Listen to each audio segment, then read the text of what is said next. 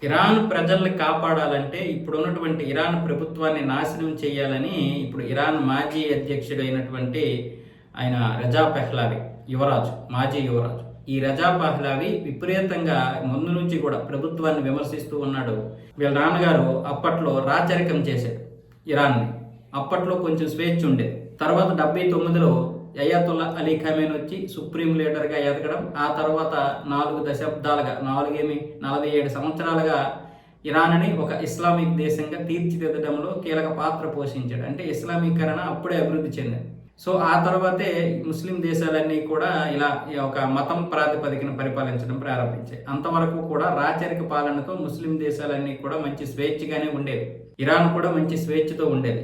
Supreme వచ్చిన తర్వాత, అంటే అయాతుల్లా వచ్చిన తర్వాతే మొత్తం అదంతా కూడా ఒక నిర్బంధంలోకి వెళ్ళిపోయింది. అందుకే ఇప్పుడు రజా పెహ్లావి అప్పుడు తర్వాత వెళ్ళిపోయారు.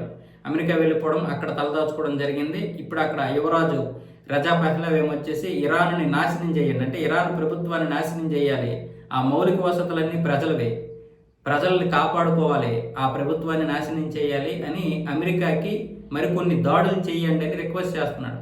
అలాగే ఇజ్రాయెల్కి కూడా రిక్వెస్ట్ చేస్తున్నాడు, మీరు ఖచ్చితంగా ఇంకా దాడులు పెంచాలి, ప్రభుత్వాన్ని నాశనం చేయాలి, అక్కడ మళ్ళీ కొత్త ప్రభుత్వం రావాలి, ప్రజలు సుభిక్షంగా ఉండాలి అన్న విధంగా మాట్లాడుతున్నాడు.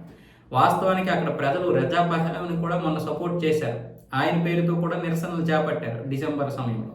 తర్వాత అమెరికా చేసినటువంటి దాడులతో ఈయనే అక్కడ ప్రధానంగా ఉంటారు. అంటే అయాతుల్లా ఖమేని చనిపోయిన తర్వాత ఈయన్ని కూడా అక్కడ అధ్యక్షుడినో లేదా సుప్రీంలో చేసే విషయంలో ఆలోచిస్తుంది అమెరికా అనుకున్నారు. కానీ ఇలాంటప్పుడు ఆయన్ని తీసుకొచ్చి పెడితే ఐఆర్జీసీ కావచ్చు, లేకపోతే బాసత్ దళాలు కావచ్చు, ఈయన్ని చంపేస్తాయి. అందుకే వెనకడుగేసాయి. సో ఇప్పుడు ఇలాంటి నేపథ్యంలో ఆయన అధ్యక్షుడిగా కోరుకుంటున్నాడో లేదో తెలియదు, కానీ మొత్తానికి ఇరాన్ యొక్క ప్రభుత్వం మాత్రం అంతం కోరుకుంటున్నాడు. మరి ప్రభుత్వం అంతం అవ్వాలంటే అంత ఆశామాశయం కాదు. అలాగని అమెరికా ఆ ప్రయత్నాలు అయితే చేస్తుంది.